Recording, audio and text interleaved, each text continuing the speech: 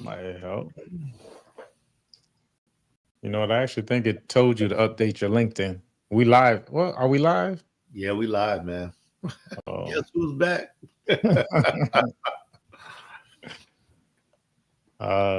It said to update your LinkedIn, and I think you got to do that on your side. I see that popped up in my screen. But guys, what is going on? We are live. It's Friday. It's Community Beacon. Another great show for you all, man. I'm excited. I am Palm Beach Mike. I think I had one of them, but I don't know what button it is. What's that? What is it? What's that? What do you hear? Is that it? Mm-hmm. I can't tell what I'm hitting and what I'm not. I got you, bro. Okay, there we go. I got you. I have so many wires hooked up in this thing. I don't know what's to what, but I do know I don't have a wire connected to the headphone part of that, so I can't hear it. We are here in South Florida, everyone. Of course, on the other side of the screen, we have my brother from another mother, the incomparable Joe Simmons of the Tenacity Foundation. I'm excited, guys. Feel free to like, subscribe, share, chime in. We are working through these principles. Yes. Slowly but surely. Last week, we got into... It got deep.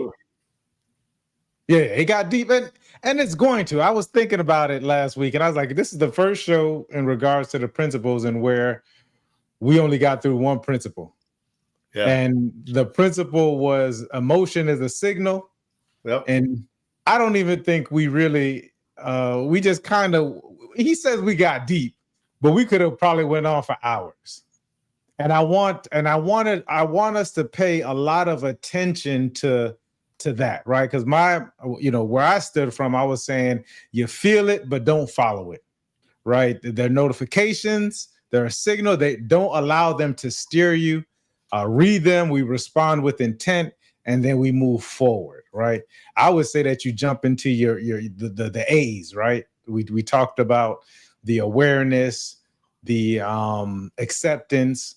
We talked about the alignment, advancement and or authority, however you want to phrase it. But you jump into those four things. A lot of us, what I'm noticing, and I don't want to go too far into five, keep going on and on about five, is that we spend a lot of time in that acceptance part of it, right? That we find the awareness like, boom, this is happening. I'm noticing it. I maybe even identify it, whatever it may be. How do I accept it as to being, it is what it is? Or rather, it is what we make it. That's what I say. Because you do get a chance to reframe it. But we can go on, and there's a reason for it. I'm not going to get too far into it. Like I said, I don't want to keep going down the principles, but just know that a lot of us are guided by our emotions and our feelings. We're guided by it, and we respond or react in kind, as opposed to having a process, which the brother and I kind of spoke about, having a process of which we have in order to kind of work through those different things, those feelings. But you got to spend some time with it. You got to spend some time within yourself. You got to get still. You got to be willing to accept it. And I would advise, this is just advice. What do I know? I would advise you get someone to help you along in figuring out this process, the best process for you. Feelings can be so complicated. I don't think you can really YouTube this thing. I don't think you could go to YouTube University with these feelings, because you can get caught. First off, you're gonna spend a lot of time with it, right? And when I'm talking about time, I'm actually talking about the clock, right? You're gonna be spending a lot of time with the clock, because figuring out how to test and relying on it and seeing what it is and whether it's instinct or not, or what, because we're so far removed from a lot of these different things with our environment. I advise that you get someone who can actually walk you through different processes, a process, model certain ways, and then come back to you and say, okay, this is what works for me. That's what I did. I got a full note, Apple Notes of about 50 to 60 different feelings that I've experienced and I've put together and sat in them and figured them out and so on and so forth. And so it's not that when we're having conversations, because some people will say, well, Mike, you're stoic or you're emotionless. I'm like, no, it's not. It's just I started to figure these different things out. So it has nothing to do, because I go through emotions all the time.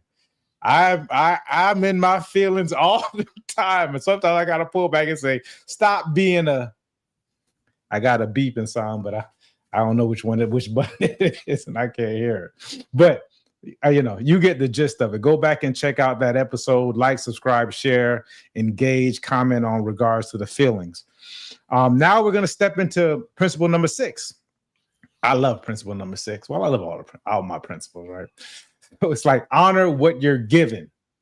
And if we do have time, which maybe we will, maybe we won't, we'll see how far deep we get with this one. I don't like to just say it is. We'll get into principle number 7, which is live so you know. So these two will take us from simply carrying everything to carrying only what's truly ours, and then living in a way that we can face ourselves without flinching. Brother, I did want to talk about my day. And Tell me about your day, man. I wanted to bring up this. I'm so glad you asked. Let me hear it. I want to hear about your day. I do. I'm so glad you asked. I am in the gym, and I'm telling you, I'm a whole different animal. I am in this rhythm and flow. So I had time. I had time to put together this quick little chart with the help of the brother Uncle Chat GPT. Uncle Chat GPT. Uncle GPT. Uncle GPT. So he helped me put together this chart, and I'm gonna start. So you see in December 2024, because I've always been tracking this stuff. Luckily I have a scale that does all this stuff for me. So I got stuff that goes back until 2017. So it's interesting how I put these different journeys that I have together as I get on the scale. I try to get on the scale, I get on the scale about once a week. So as you can see, in December of 2024, I was at 224 pounds, right? And now here we are in August of 2025, and I'm your birthday month, man. That's from eating all that ice cream and cake from over the holidays. Yeah, I can't even just blame. I wish it would have went away a lot faster. This was I had a couple of birthday months. Let's put it like that. You started early. I might have started. My brother said fourth quarter is all my birthday. I actually think I celebrated your birthday and took it all into December. So the brothers end of May. I took it all the way from the end of May into December when he started, and we said happy birthday then. I said, why not? And why not? I actually live my life like that, to be honest with you guys. Every day is really a birthday to me. If you speak to me on a day-to-day basis, even on my birthday, I'm probably working the actual day, that my mother said, right? That's what she say. Men lie, women lie, numbers don't. But that's what she said. I was born on December 24th. But every day I kind of treat like my birthday. So it doesn't even matter. So I took the brother's birthday and I just rolled that all the way to December, which got me up to 224, which is interesting because in March of 2024, I was really at 199, right? So we're talking about a good 25 pounds over the next whatever. But a lot of things going on, right? So it's good to keep track because I had the family court situation. I had the adjusting of the schedules. I started taking this long drive where I got to contemplate on certain things. So that's where it ended me. It was a bunch of stuff, right? But it is what it was. And now here we go in August 2025. I'm at 210. Now what's interesting is that I'm doing, and you can see I go all the way out to August 2027 because I'm doing a full recomp. Right. So this is like slow. So I actually gained, and this is not on the chart, or is it? It might be. Yeah. If you look, I went from 166, lean body mass pounds all the way up to 174.5. So I really gained about 8.5 pounds of muscle, which is not an easy feat. And at the same time, I dropped my body fat percentage from, I think it was 24 or 26% up there down to 17%. That's why you see these three lines. One line is the actual weight, which I don't really care about the weight, the 224 to 210. Then I go to 17% and I got 174.5, and I'm seeing some comments. Respect, parents. Thank you very much for sharing. God bless you more and more. Okay, you got to know this, brother. Haroon, shouts out to you. Pastor Haroon. All right. And then we got Brooklyn, who says, how do you gentlemen regain consistency once pausing your usual routine? That's an awesome question, Brooklyn. Brooklyn, boom. And that's an even more awesome name, Brooklyn. If you go back a couple of episodes, we kind of spoke about in these principles that we're working on. They're mine, but the brother is helping me out, right? So it talks about structure. Structure is power. So what you do is you get a principle similar to structure is power. You bring in this structure. That way, anytime you go off, like you mentioned, a usual routine, you go away from your structure, there's something to go back to. You have that built in there. There's a foundation there. So you have to have that foundation, and it has to be your standard. When we speak about these principles, these are things that we don't break. I mean, we're not perfect, so things happen, but these are things that you place above everything, any and everything, right? That's why it's so important for us to have it as tight as possible, these different principles, and not complicated. We don't want to complicate things. The first principle is truth above all. So we always go back to the truth. Is this truthful? Because I can talk about all the things that happened to me in 2024, right? And still come back to this. Is it truthful, right? Or was it the way I was feeling at the time? The weight gain, and I can joke about it because it's not real. Right. It wasn't based on it was based on me getting away from my principles, getting away from the standards. So you want to go back into the standard. That was an awesome question. I appreciate you bringing that up. What an awesome name, like Brooklyn Boom. Shouts out to you. Yeah, Brooklyn Boom. He's got an event coming up soon in Miami on September 1st. So if y'all want to be down there in Miami, come check him out. You can check my Instagram or his Instagram. You'll be able to find out more about it. Awesome. So we'll step into principle number 6. I think that's where we kind of left off. Mm-hmm. Honor what you're given. Honor what you're given. On what you're given. And I got a tagline for all my principles. So the tagline for this one is, something quick and easy to understand is nothing is owed, everything is entrusted. Nothing is owed, everything is entrusted. And I'll start off with saying that we 10 fellas and ladies, if you're here. Oh, shouts out to Brooklyn. He's putting September 3rd for his event. My bad, Brooklyn, man. September 3rd. It's gonna be from 9 to 12. And it'll be here before you know it, because we're in the middle of August right now. That's it. So we're carrying a lot of weight and a lot of responsibilities that were handed to us. And this weight and this responsibility, it could have been given to you by a parent. It could have been given to you by a spouse. It could have been given to you by your child. It could have been given to you by organizations where you work, political organizations, religious, like whatever it is. And just for this moment, I'm asking you to take it off. Right. This is one of the things I live by is like, I don't owe people anything. And guess what? People don't owe me anything. Right. Everything I have is already entrusted. As I was going through this principle, I was reminded of a time I was in the gym. This happened last year, actually. I had this thought.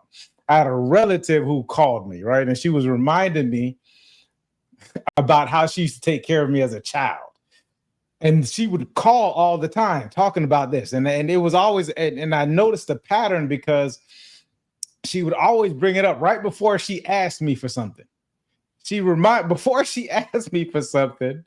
Oh yeah, let me tell you now. I appreciate that, bro. She would remind me about taking care of me when I was a child.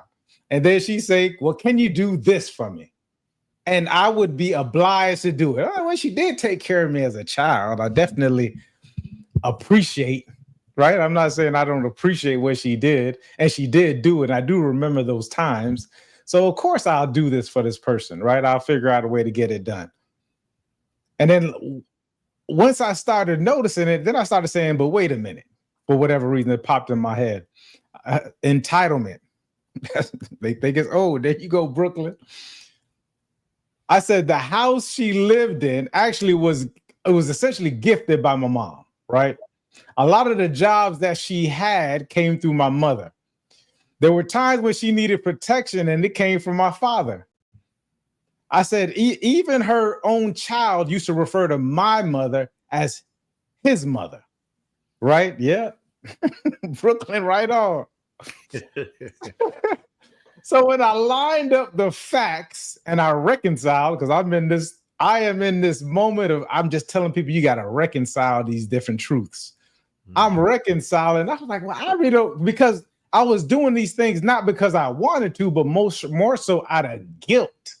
Like she was guilting me into doing these things, right? But when I reconciled, I said, I don't owe her anything. I really was sitting at the gym. I can remember the moment when it just came over me like a wave. I said, listen,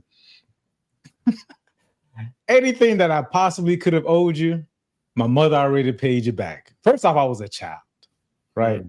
I was a child. I needed someone to take care of me, and I appreciate it. I'm grateful for it.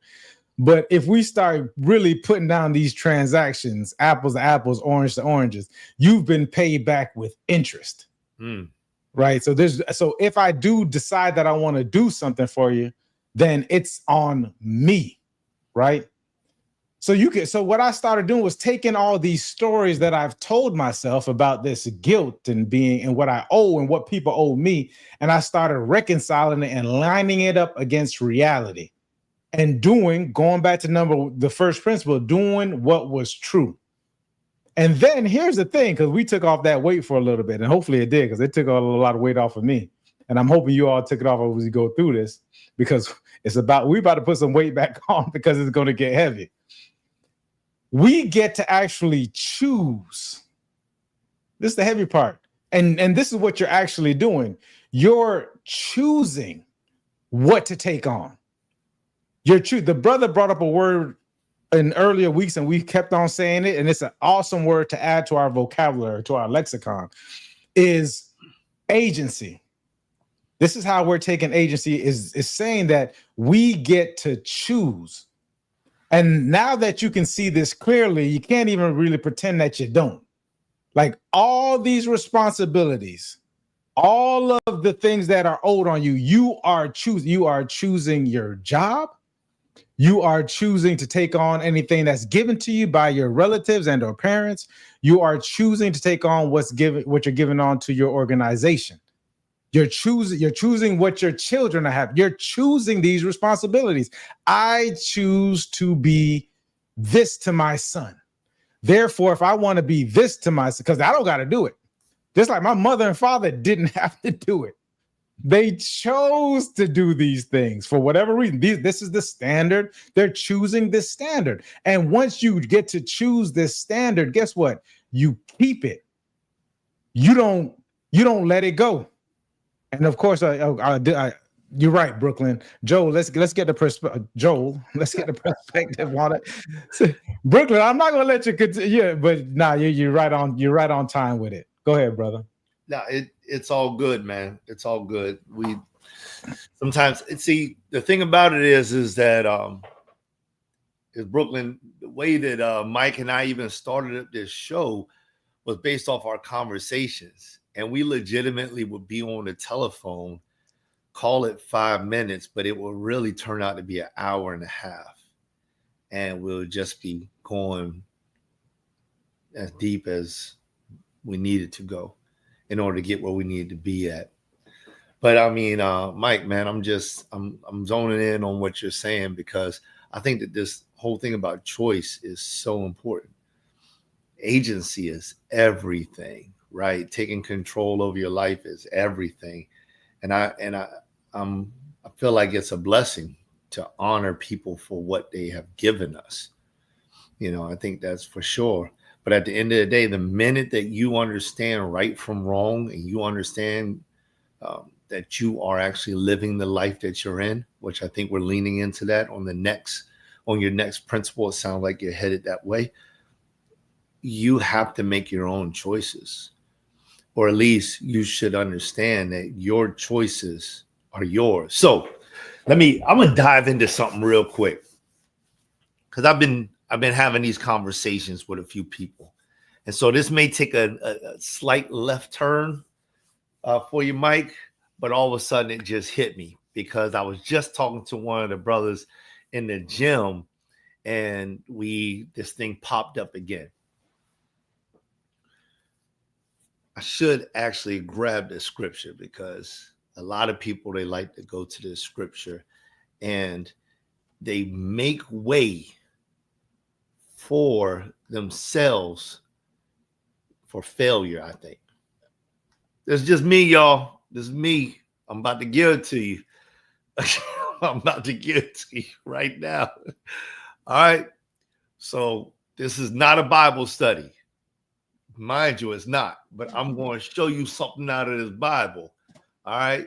So those of y'all that read your Bible, mark these words. It's in Proverbs chapter 3, beginning at the 5th verse. And most of y'all know this thing, but I'm going to show it to you. Trust in the Lord with all thine heart, and lean not unto thine own understanding. In all thy ways acknowledge him, and he shall direct thy paths. All right, I'm about to give you something now, real quick. This is the reason why. Because I'm sitting here talking with somebody in the gym, and it's coming at me, and he's just like, well, you know what? I'm just going to wait for what the Lord says. Or somebody may come up to me and they may say, well, the Lord was telling me to go left or right. Okay. Now let's just think about this for a moment. For all of us that are using the Bible to actually navigate our lives, and for all of us that are calling God out for the direction or for the choices that we make. For every single one, like Coca-Cola versus Pepsi. Okay? That scripture right there just says, trust in him. Doesn't mean that he's going to phone you up and say, hey, drink water, not Pepsi. And sometimes we are making choices that are hurting our families. I'm telling y'all, I'm about to get... Stick with me now. This ain't no sermon. This is just real, y'all. I'm a real brother. I'm a real brother. Sometimes we are making choices that are destroying our families. And then we're saying that I believe that God was guiding me this way. But hold on.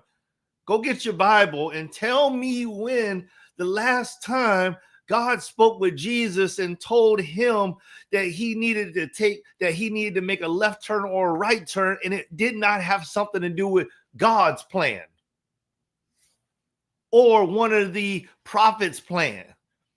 When the prophets moved left or right, it was because it had something to do with God's plan. It had nothing to do with whether or not the prophet wanted to get married or not get married, or whether the prophet wanted to pick up something or not pick up something. Brethren, fellas, sisters out there, stop blaming God for every single thing that you do inside of your life, especially when it doesn't go well.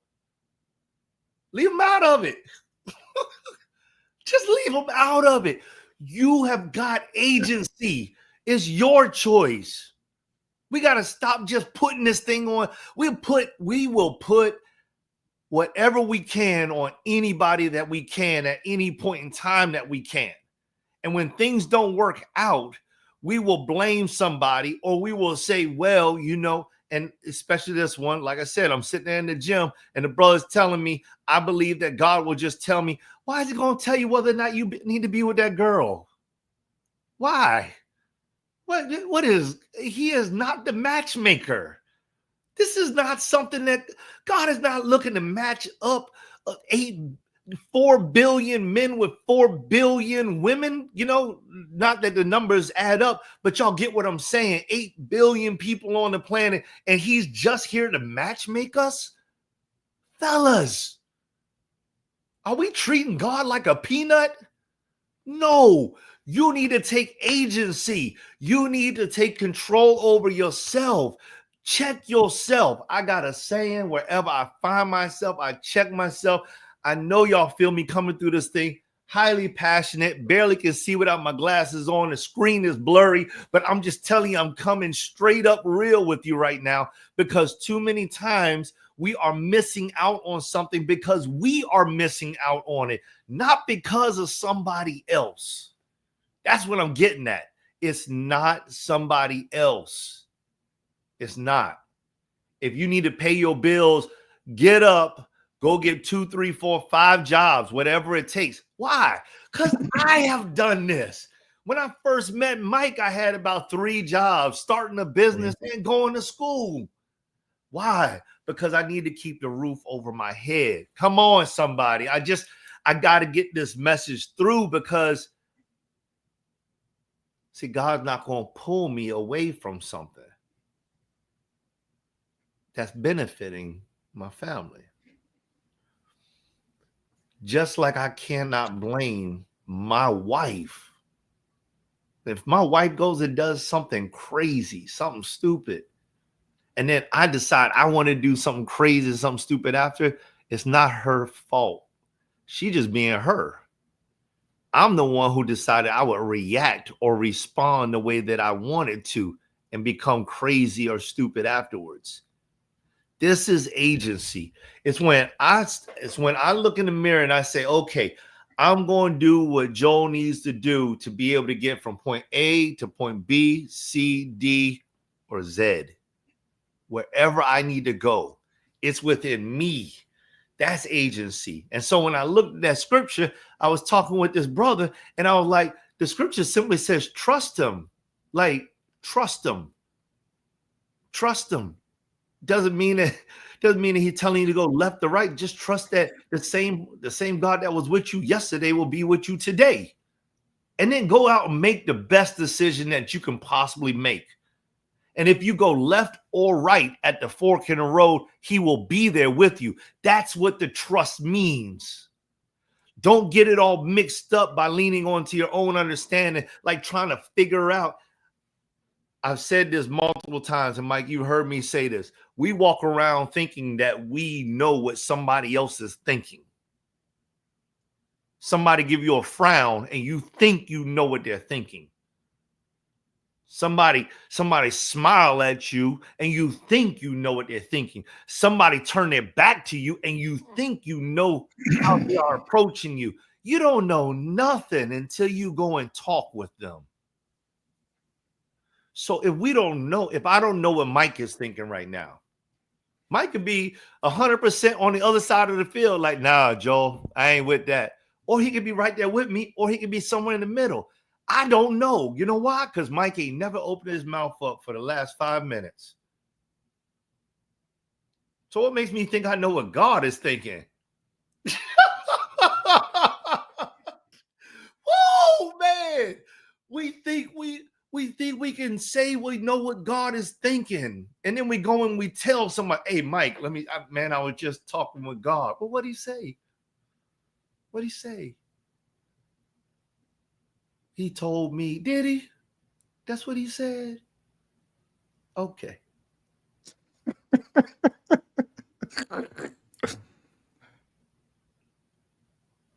I got to pull back. I'm going to hear what you got to say, man. It's got to be a conversation, because that thing was pressing on me. I'm just sitting there inside the gym, and I'm talking to this brother. I'm like, and it hit him. It hit him. I'm talking to this brother, and it hit him. And he's like, He's like, man, I got you. I'm like, yeah, man, you need to make your own decisions, and you'll know if he's with you by the results of your life.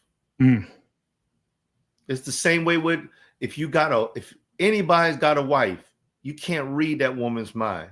But you know if what you're saying or what you're doing aligns by the way your life pans out.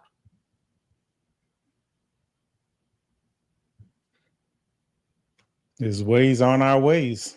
I think that's a scripture all within itself. So just from that scripture within itself, if I can't read you, Joel, and you on the other side of the screen, and we have conversations every week for a minimum of an hour at a time, how can you have that with the Most High?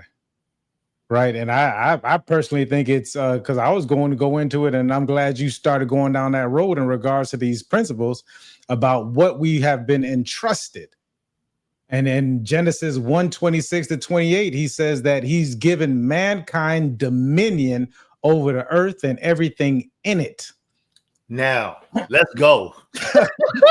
Along with being made in his image.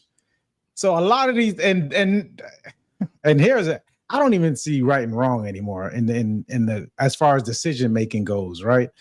Because it says, what's a Romans verse? All things work together for the good that are called. Yes. 8:26. Yeah. 8:28.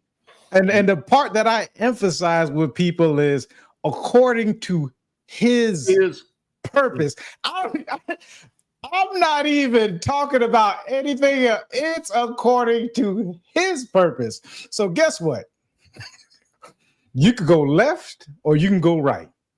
You can decide that you want to go or you don't, right? But you can go, but it's gonna go according to quote unquote plan. You're just a basic cog in it, right? So you need to be focused on what it is you have entrusted, what you have been given dominion to over. And then, I had a couple of verses. I said, to whom much is given, much is required. Yeah. Right. And then I said, Matthew 25:21, be faithful over a few things, and I will make you ruler over many. I read all kinds of different books. So the Quran says, if you are grateful, I will surely increase you. But if you deny, indeed, my punishment is severe. So all of these things, going back to this, this principle, because it's not out of the principle. This is why matter of fact, this is the purpose of why he told you that, and you had to respond in kind, is because we're not honoring what we're already given. Here you are worried about whatever the conversation was. I heard a girl at one point in time about this girl getting back to you. When you need to be focused on being the best you that you got going on. You need to be focused on, I can't worry about what my wife, it's your wife, right? But it hits this hard. If it's a person's wife, it should hit you this hard. If she's not focused on being the best within this God's plan, the best her and everything that she has been entrusted with, and if she's your wife, that relationship is part of that. You can't go tit for tat. This has nothing to do with nothing. Going back and forth about what is she thinking or why it is that she did it, because you're so focused on the purpose that and the things that have been given to you. Right? You got to honor these things. And if you stop honoring these things that you already have, if you're not grateful for these things that you already have, you're not searching out for things that something else is going on or what they have, you're too busy dealing what you got to go going on, then you're going to be all off track. Now it doesn't even matter.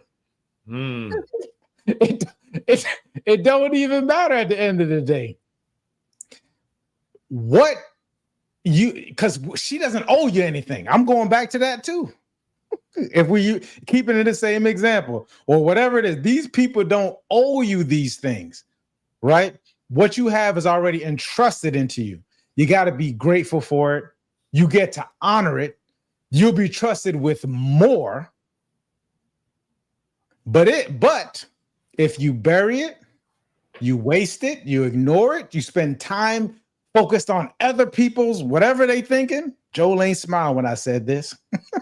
I'm I'm gonna spend the next 24 hours because Joe didn't smile. I'm going to lose some other things, these things, because someone gotta, someone, if you don't want it, somebody else gonna take it. In sales, they say get your unfair share. What does that mean? That means that people aren't going to be up doing certain activities because they're caught up thinking about something else. They're caught up doing something else. So guess what? It's just out there. So now I get a chance to put in this phone call. I get a chance to establish this relationship. I get my unfair share because it probably wasn't for me. But because you want to neglect it, guess what? Happens all the time in real estate. I neglected the people that were right there ready. They sending me emails. They're ready to do something, and I'm neglecting it. And someone else, all of a sudden, you hear they sold or they bought without you. You be like, well, I thought you was worried about this. Mm-hmm. I'm telling you the way this happened in sales. I say, listen, there's no need for you to go out and for me anyways. I say, it's no need for me to go out there and get these different leads. I got about 500 people in my database and they say at least 20% of them, someone they know they are or someone they know will be doing a transaction. That's more than enough for me to keep up with it. But I'm out here chasing this person. I'm out here chasing that. I'm out here chasing this. And then you get that, if something pops up on your screen, such and such sold, or their house is on the market, or they bought something. And you're looking around stupid because you didn't spend the time with what I was already entrusted with. I'm telling you, these principles go across different contexts, and that's the point. That's the point. So I have enough time mastering this because I want to become elite in these things. What I already got, too busy to be focused on all these other things. It was already given to me. You got dominion over everything that was given to you. You don't need nothing more. You don't need anything more. I'm glad you brought it up. I love it, man. I love it. And I love the way that you kind of like put a exclamation point on it, because I mean, what does agency mean? It means be a good steward. That's what it means. Mm-hmm. It means be a good steward. Honor your stewardship. Honor the fact that you are, how that old saying go, the captain of your ship. You got to honor that. Mm-hmm. Like every single day, we taking time. I know I am. I know Mike does. Taking time to learn how to better right my own ship. That's it. That's it, man. That's what it all comes down to, because all of us are driving our own ship. And for some of us, many of us are looking for that promised land, but we are curating our pathway every single day. And every single thing that we hear, we see, we smell, we taste, we touch, all of these things have an effect on whether we steer to the left or steer to the right.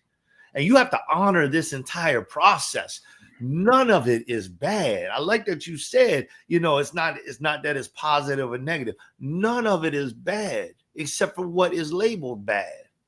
Right? I mean, at the point in time when it's like, okay, this thing is negatively affecting my journey. Okay. Well, now you didn't just figure out what does not work. It don't work. So why do we do it again? Oh, because we want to. Our body wants to. And now we can take this into any course of life you want to take it into. We can take it into fitness. We can take it into nutrition. We can take it into relationship. We can take it into education, right? We can take it into the music that we listen to. We can take it into what our eyeballs purview. Whatever it is, we have the ability to take it down all of these paths, right?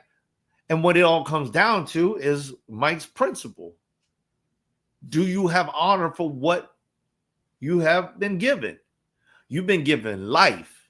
You've been given a body. You've been given the accessibility of your body. You've been given the opportunity of gathering information from all corners of the planet and further. So now what are you going to do with all of that? This is what honor. This is what that honoring what is given. Like that's where I'm headed with the thing. And I think that's where Mike is going, because that's what it sounds like it. But it's not about and it doesn't mean that I'm not going to honor the little trinkets that I got in my house, because if I don't honor my house, then maybe I won't even take care of my house. I'll leave it dirty. Or if I won't honor my vehicle, maybe I won't get new tires when it's time to get new tires, right? This honoring piece is so precious because you only get one life. And one thing's for sure is we didn't create our own life. We didn't gift it to ourselves. That was the gift that came before we were. So if there's any time to honor anything, honor the life that we got. What's going on? Brooklyn on fire over there, huh? What do you say? You want me to read? The blind guy wants me to read it. He say, finally, brothers and sisters, whatever is true, whatever is noble, whatever is right, whatever is pure, whatever is lovely, whatever is admirable, if anything is excellent or praiseworthy, think about each such things. I love it. And I appreciate you posting that. I think it's all beautiful. Yes. I didn't like when I think about the hand that I had in doing all this stuff, I really didn't have a hand in it, right? Like no hands. This was literally a hands-free operation. Yeah, I didn't have a hand in it. Some of the all of the blessings that I've given, everything that's been it. I sit back sometimes and I just stare out of the window. I'm looking at the golf course. I'm looking at the pool. I'm looking like, what did I like? I just happened to take notice of it. And that's what we all need to do. That's the only thing. That's the hand that I have in this thing, is taking notice and being aware of it. Last week, we spoke about, as we started getting into this week, about looking at things that you're grateful for. Yeah. I look at the I'm at the gym and I just stare at myself, and I didn't create me. I'm just staring at myself saying, I appreciate, like, I'm out here doing this. There's a guy that was next to me. Two guys actually I saw today at the gym. They didn't have a arm. One arm was missing. And I'm like, and he out here getting it in. Like I have been given this opportunity. I'm gonna add what the brother to all the stuff. I'm in what I think is my right mind. Yeah, I like to be able to notice these things and then to take action. If I don't, that's also a choice. That's a choice. I spoke about taking a nap. Guess what? I'm grateful for that nap. There was times when I'm talking about my nap. I'm grateful you had yours also. But I'm grateful for it, and I don't get up in I used to get up in I took a nap during the day. I got to get. Oh my God, what did I miss? I didn't miss a thing. The world is turning. I think one nap I took one time was when Barack Obama, our past president, he ended up, that was the day that Osama bin Laden had got killed. And I woke up and the whole world was on fire. And I woke up like, what is going on? Like, I missed great day. Yeah. I sleep, y'all. You know, I was like, what is going on? It was just because it was just popping up. And I was like, what did I? Nah, I'm grateful I was asleep. Now that I think back, I'm grateful I was asleep for that. I'm just grateful, right? So these are the things that we got to take in, that I think you should take in. You don't got to do anything. This is what I take. I take into it, right? Let me share this. So I had another conversation. I had another conversation. This one was today too. So that's why you took a nap. Boy, it's something, huh? So brother called me up and I'm talking with him, and he, we working together. He's doing some work, but I always give him some type of encouragement as much as I possibly can. And he's sending me pictures. You should see my phone. On my phone, I got picture after picture after picture. His computer's fried. Without his computer, he's legitimate 100% entrepreneur. No computer, no money, period. That's it for him, in his mind. And I'm just like, I sit there and I'm talking with him, like, it's a perspective, y'all, because many of y'all may not know it. Mike, you know it. But listen, man, I didn't been homeless. I didn't lost my vehicles. I didn't lost family members. You know, why they alive? Stop talking with me. You know what I mean? I'm talking about just like cut off, you know, just like painful types of scenarios that so many people go through across the world. And this individual is across the world. And when he presented it to me, he was ready to cry. And this is one thing that I've learned through all of this. Back to that scripture, right? Trust in the Lord thy God with all thy trust in the Lord, trust in the Lord God, and lean not into your own understanding. Like, it's just like, hey, man, don't try to break it down. Don't try to figure it out. The same one that brought you this far will take you further. So now that things go wrong, you want to stop? That's how this is going to be? That's how this is going to work out? Let me tell you something. Because I've been in that type of scenario and I had the tears. I went through the pain. You know, I didn't know where my next meal was going to come from. I didn't know. And I went through that struggle, but guess what? I'm on the other side. So now I'm sharing with him. It's like the trial, the trouble, the situation you're going through now.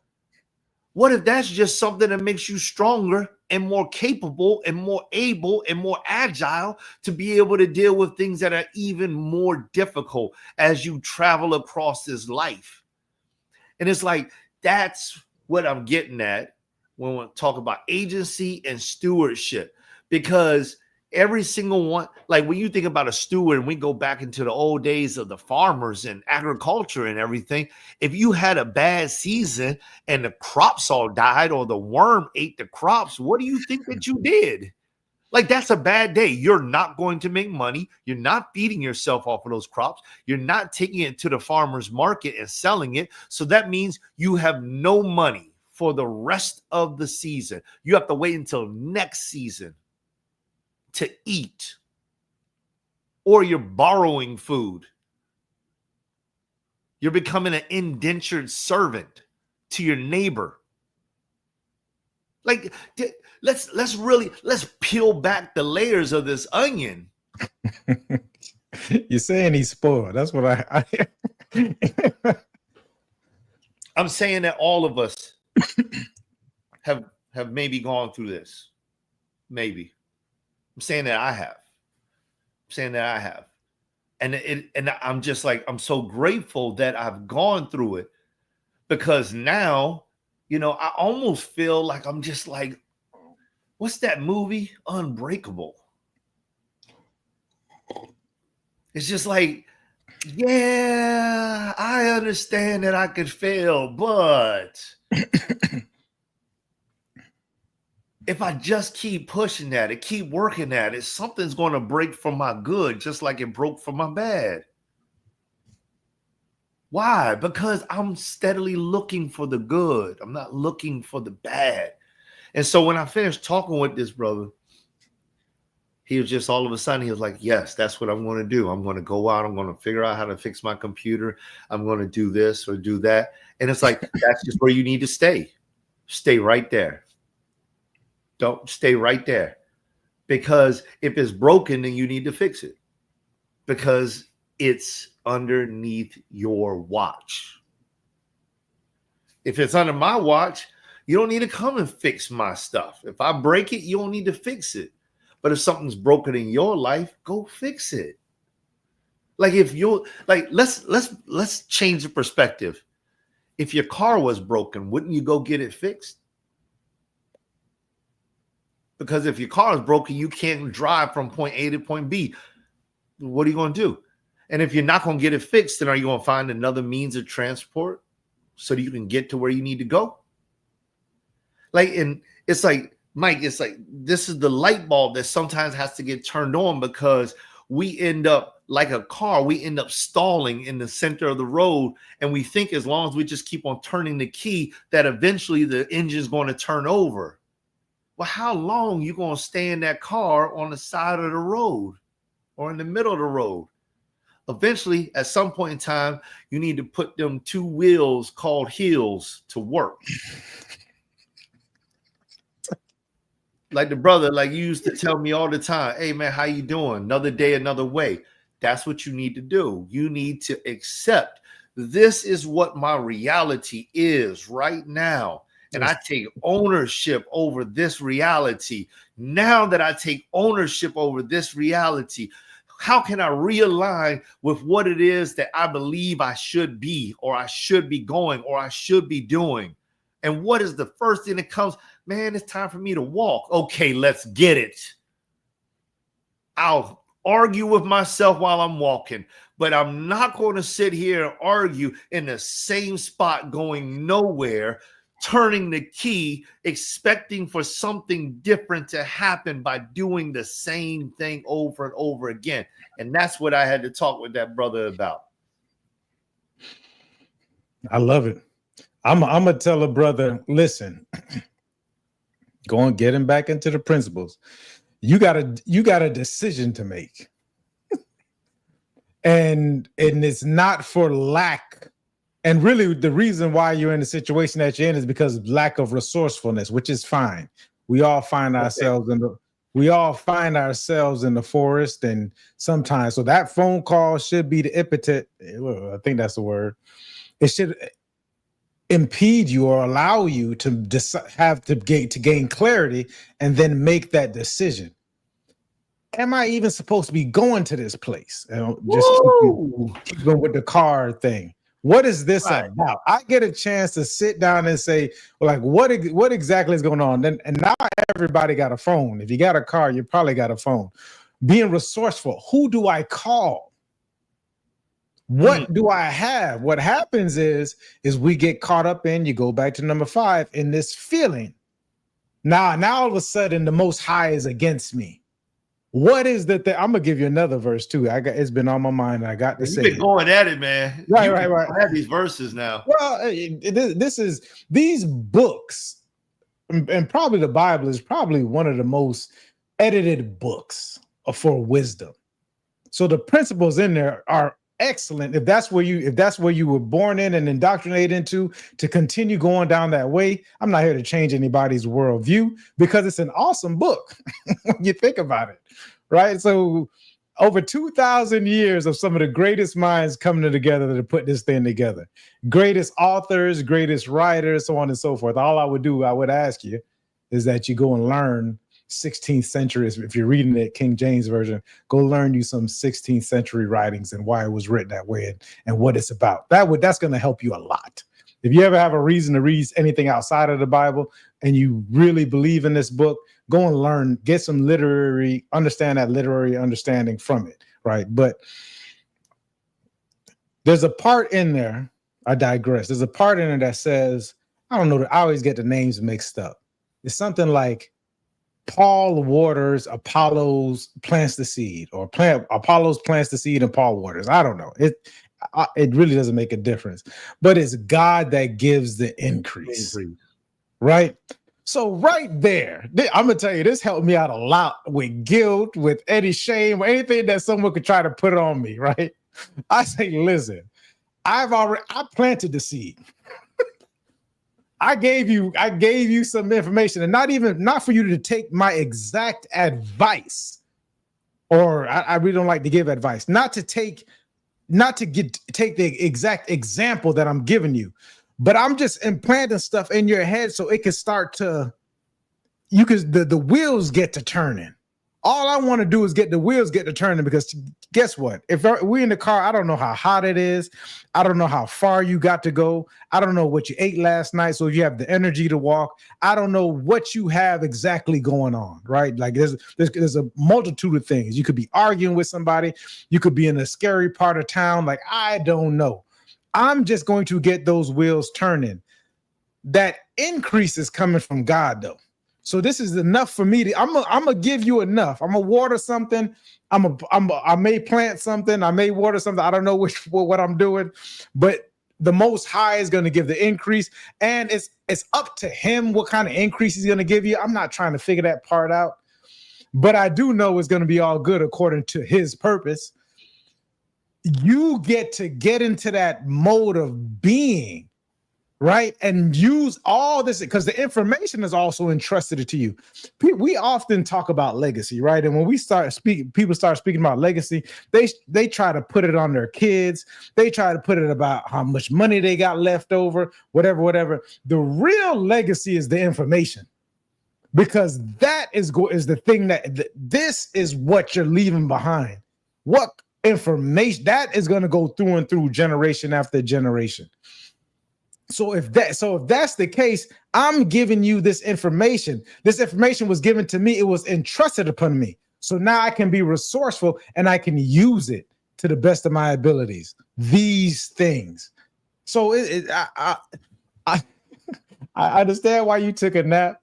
I had a couple of conversations like that this week as well. So I'm glad I'm not the only one getting it. And I know we're not going to be the only one getting it, because we tend to be solution-oriented people. But we're given we're planting these seeds and we're watering. I'm gonna finish up this number 6, because we're going deep into it. And for you all, I'm gonna do the same thing. I think it's important I'm not just talking it. I'm walking these things. No, this is life. This is what we live in right here. Yeah, we walk in this thing. I've done these things, and it's helped me just in this week. And the same. Go ahead, bro. I was gonna say, and not just that. So, like, there's nothing new that's under the sun, right? Solomon said, "Nothing new under the sun." So it's like sometimes we as people, we think that we have conquered everything. Now, the scripture says we're more than a conqueror. But mentally, many times the greatest adversary is in between our own two ears. It's what we're thinking.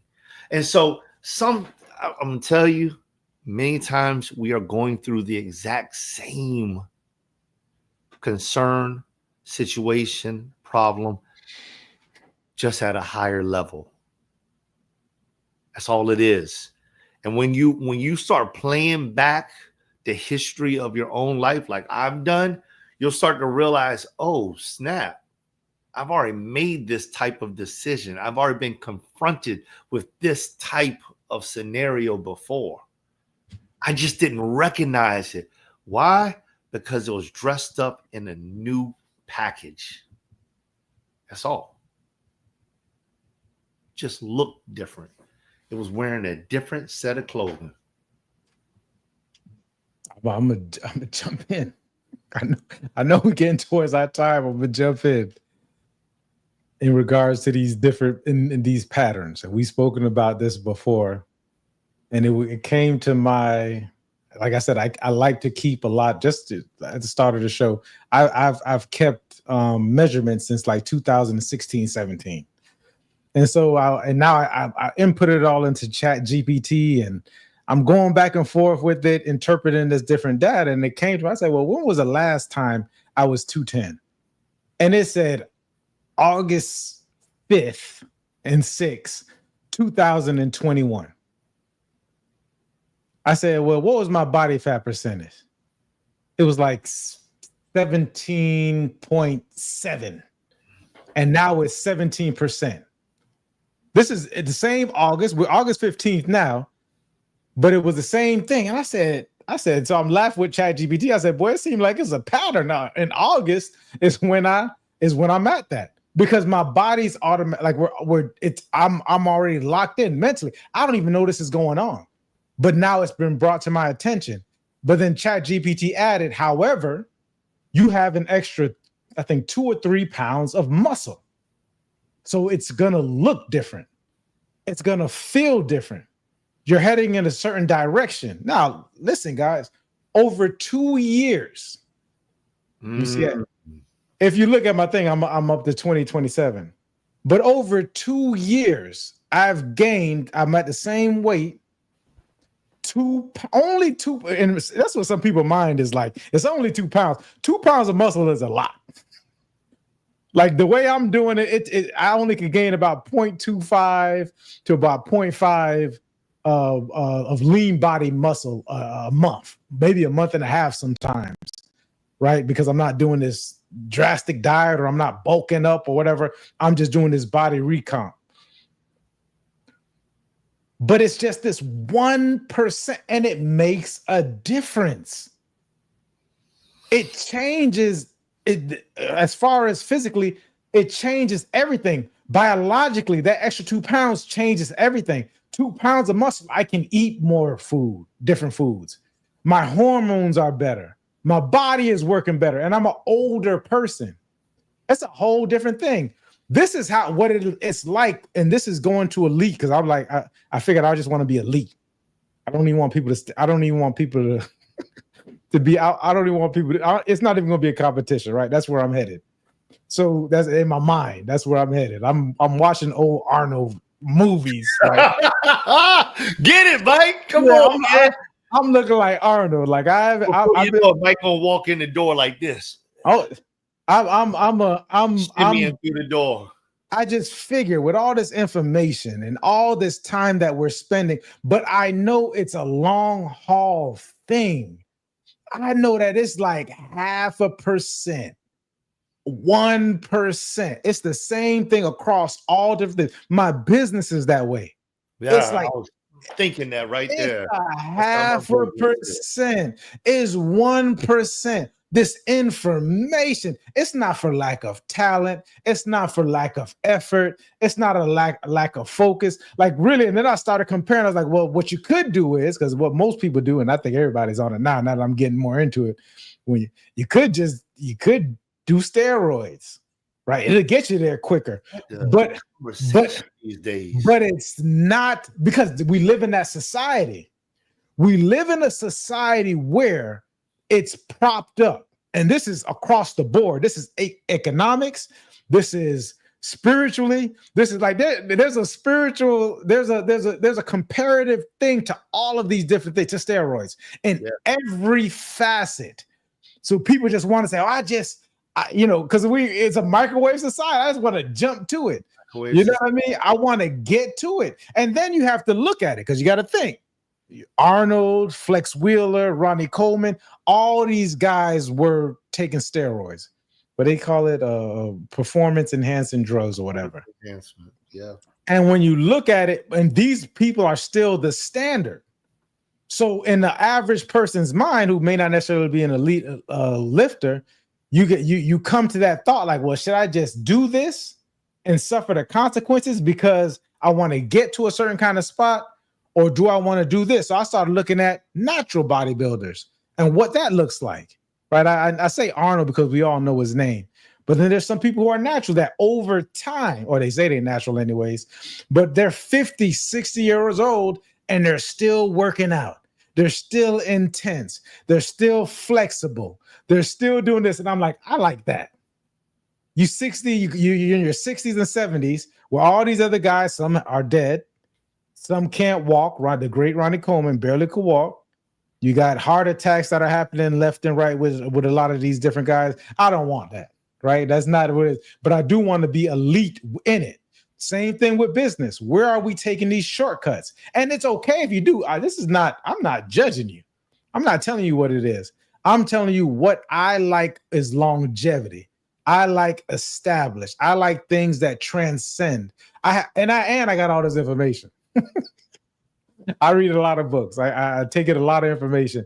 I can do this. However, 8 weeks on PEDs or testosterone will get you 8 pounds of muscle, and you don't got to do nothing. You don't got to work out. You're going to put on 8 pounds of muscle. It's going to take me 2 years to get that same naturally. So now you got not, the average person looking at that thought is like, I might as well just do it. I mean, some people are like, man, because it can be frustrating, right? Like you're like, man, it's only a 25%, you know what I mean? Like only 0.25% of this muscle, I've only gained that. Versus where I could have had 8 pounds in that same, or 4 pounds in that same time frame. Like people start taking the sugar, which is fine. I'm not telling you what and when I do. I know what I'm comfortable with. Yeah. I know what I'm aligned, what I'm aligned with. Yeah. And I'm going to do it that way. And I'm going to take everything that comes with it, the frustration, all these emotions, everything, and just chalk it up to going back up to the number one. Is this true? That's what I've been asking myself lately. I don't feel like I'm lifting as heavy as I think I should be at this point. Mike, is that true? Nah, because you did just bench this, that, and the third the other day. So give your body time to recover. Oh, okay. Yeah, then, it is. I'll make it easy on me that way. I want to give you people some things to go look at, and I'll let the brother get his final words in. I want you to write down 3 things you already have. Skills, relationships, and resources. Write down 3 things. I already got these without a shadow of a doubt, right? Then you take one stewardship action with these things in the next 7 days. So relationships could be a phone call. What's that person that you've been putting off a long time? They're not a bad person. When you get on the phone, you have good, decent conversations with them. It's just, things happen. I haven't spoken to him in a while. Things happen. Do it this week. Carve out some time. Don't put him on the clock either. I'm only going to talk to this guy for 5 minutes. Don't put it on the clock. Do it sometime when you probably weren't doing anything else. Because we all not busy 24 hours a day. You're not Elon Musk. And even him, I'm sure he has time for. I know he said he plays video games, right? So even Elon Musk is playing video games. So that time where you're supposed to play video games, call that person. Resources. Go check on something. Your bank account. Go check on something that you got and say, okay, I didn't know I had this extra subscription that I'm not using. Right? So I thought I was running, I had more month than money, but really I'm not using the things that I have. I'm not having good stewardship over these things that I do have. And go ahead and cancel it. Now you got an extra $25. Guess what? This month, go buy yourself something good with the $25 from the subscription, and then forget about it. Now that's an extra $25, right? A skill. Go find something. Start to master something. We are not mastering something. So start to something that you enjoy. It could be a hobby. Start to master that hobby, right? Who knows what may happen? And even talk about it. Write about it, journal about it. I don't know, but master it, because we have to go from this. First off, we're not mastering anything, but we need to start going to this elite status. But we can't even think about elite if we're not mastering something. What is it? I gave someone something recently. Some of y'all know the Bible like the back of your hands, right? You enjoy it. You enjoy reading the Bible. This is start to master it. If you're a KJV person, well, why did they say this like this as opposed to this? What was going on in that time frame when King James wrote it? This is going to give you more insight on what you're already reading, which is a good book. It's a dope book. So now I got to say, well, why did he say it like this? What was going on? Where did they take some things out and put some things in for it to like whatever? Start to that way you can start, like if you're doing it anyways, why not master it? Why not become elite at it? I'm just naming some things, guys. Then you start to track your outcome. What gets measured gets improved. This is Peter Drucker. One of the hardest things to do is, and I'm gonna tell you, when I gained that 25 pounds, I was not getting on the scale regularly. You'll see it too. You'll see all of a sudden for like months, I didn't get on the scale. I didn't want to measure it. I wasn't ready. I wanted to wallow in whatever I wanted. I wanted the chips the next night or whatever. So if I get on that scale, I knew it was going to I was going to say something. Something was going to happen to me mentally where I wasn't going to have that chips and I wasn't ready to give it up. Whatever it was, the cashew, whatever it was, I wanted to continue. Yeah, here's the lie I told myself. You're just intuitively eating. I'm just being intuitive. I'm just feeling it. Nah, structure is the power. Is power in that structure. Is power in getting on that scale every other day, once a week, heck, every 2 weeks. Because nothing is happening over a 2 week period. That's crazy. You know what I mean? And if it did happen, it's water weight. You know, you went crazy someplace. You had a lot of sodium at some point in time, or a lot of carbs, and then you can just the next weekend. But over 6 to 8 to 12 months, now we're damaging hormones. Now we're damaging our caloric deficit. Now we're damaging we're damaging it at a metabolic level. So now, no matter, even if you eat less, it's not doing the same thing because your basal metabolic rate, your BMR, is so low. You've wrecked it so much that you got to start. Now you got to get, like, most of my time in this adjustment is just getting myself back in alignment with myself because of the time that I done wrecked it. So start to figure that out, and then you track it, not to prove to yourself what you're honoring, and that's going to create momentum. Like, this is now you start now when you go back to that verse, if you're entrusted with a little, you'll be given a lot. Because now that momentum changes things. In business, brother, we just spoke about that. All of a sudden, you start getting these phone calls. All of a sudden, you start moving in a direction, and you're just moving. And you just stick to your standard. You stick to your principles. You're grateful for the phone calls, no matter where it goes. If you're around me and I'm having a phone call with a client, I'm telling the client, like, listen, whenever you're ready. Like, I deal in real estate. People just aren't up and moving for no reason. Nobody wants to move. Nobody wants to get the trucks and move stuff and be in boxes for X amount of time. And nobody wants to. So it's whenever you're ready, but the momentum is there, and I'm ready for you. Like, this is where the momentum. Now all of a sudden you start getting all these calls because it's time, not my time. It's not my time. It's their time. Mm-hmm. Same thing with God. It's not on my time. It's his time and his purpose.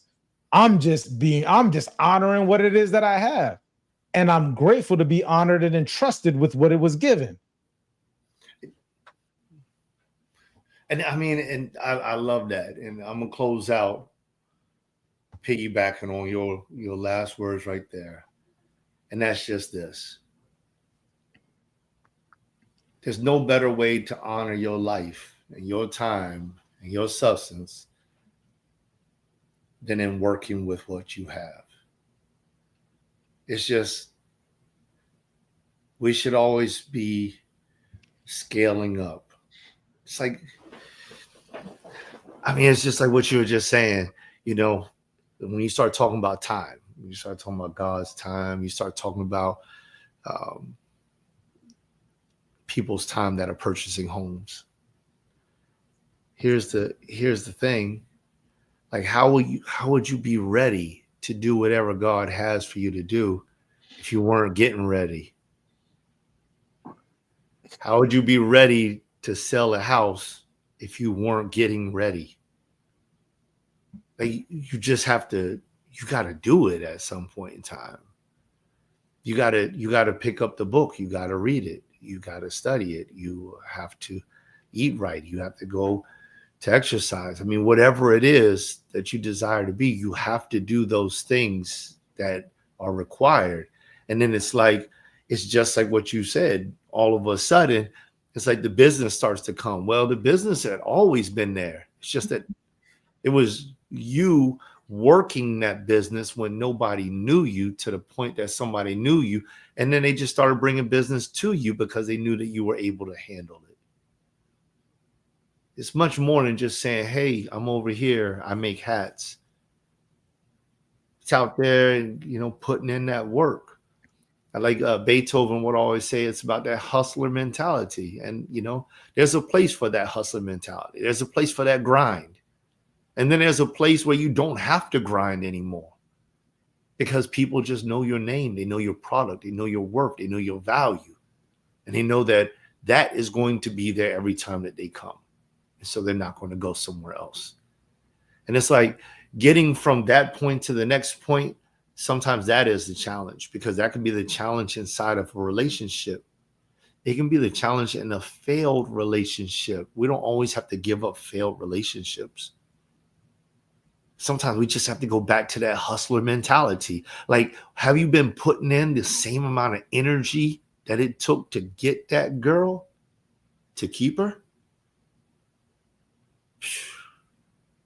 Sometimes we do that with our children. Are you putting in that same energy? Are you putting in energy at all to be counted as the dad? Like, there's a difference. I mean, especially in my culture, where they'd be like, there's a difference between a dad and a father. I don't know about all cultures, but in my culture, it's like, oh, there's a difference between a dad and a father, because a father can have a child anywhere, but it takes something different to be a dad. Anybody could be a father because they're just laying seeds. Whatever. The whole point is that, are you putting in the effort that it takes to form the relationship? This is stewardship. This is agency. That's what that is. And like, I love what you just said about that 0.5%, man. And that I took that in for me, in business, because and in my workout, I just came back from the gym, man. I got a whole lot of gym stories, but I just came back from the gym. I'm like, put me on the scale, because I was talking to Kenyatta. Kenyatta's like, I'm up 5 pounds of muscle and I'm down X amount of pounds of fat. And I'm like, look, you look good. You look real good. And I hadn't seen her for like 2 or 3 weeks, but it looked like she was a total different woman.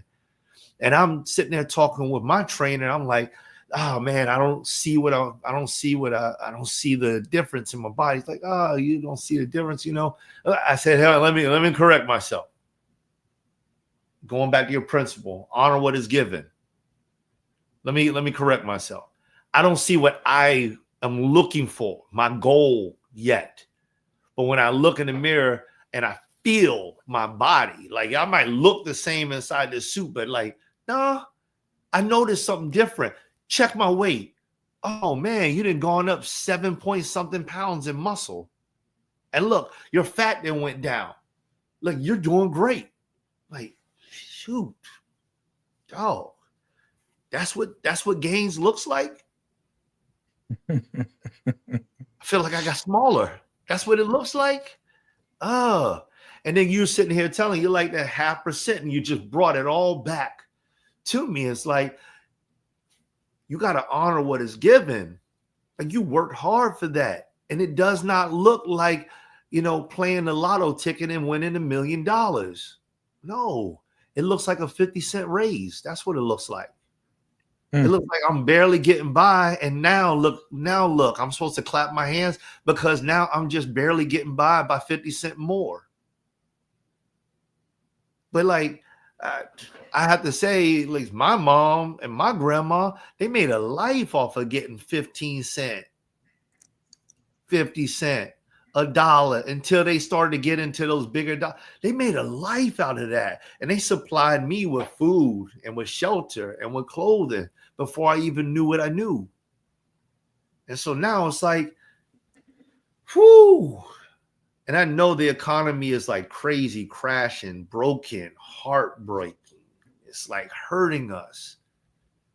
And every little bit, every inch forward feels like, yo, I still got miles to go. But listen, we're still going for miles. I'm grateful. I intend to live to be 131. I want to go for miles. And I know that every single mile is not going to be the most pleasant one. So if it's a 0.5%, if it's 1%, I'm good with that. Because sometimes the greatest gains, man, take the greatest change. Ended with a rhyme. Shouts out to this. The days are coming anyways. I mean, if you notice it, don't every time you look up, I know it is for me. I'm like, it's Friday again. Again. Like, so because this is like that check-in period. It's Friday again. If you're watching this, you've noticed over the past 4 to 5 years, we've been as consistent as we have been. It's Friday again. What have you done? What have you done? What have you done? The economy is getting and look, and your results. The brother spoke on it. Your results, like what is the result of it? What are you putting? What have you honored? And then we could now me look on the outside in, since it's my principle, I'm looking at it. I'm like, well, the reason why is you haven't honored something. What is it within your life? What have you not honored? What have you not honored? When I look at it, I'm sorry, guys, I'm going off on a tangent. I'm looking at the community. I'm looking at the 70% out of wedlock. I'm looking at the broken families. I'm looking at these kids growing up without both parents or access to both parents for whatever reason. Is because we're not honoring something. Something is not being honored. I'm not going to tell you what it is. I have my thoughts surrounding it, but something is not being honored within it. Is it true? That's up to you to figure it out. But we do know when we look at the numbers, this is what's going on. I told you, track the outcome. When we track these outcomes, something is happening. Figure you get a chance to look into it, do your due diligence, and figure it out. I can tell you, but that's a whole different show. Listen, I think it was time well spent. We stayed on this one for the entire show as well. Didn't know we were gonna go this long with it, but it was an awesome show, brother. Yeah, I man. appreciate y'all. I appreciate everyone. This is Community Beacon. Chime in. Shouts out to the brother who was writing feverishly. Brooklyn. Shouts out to him. Shouts out to the other brother or the other person. I don't know if it was a brother or not. That wrote in, Haroon. Yeah, man. From across the water. And we will see you next week. Assalamu alaikum.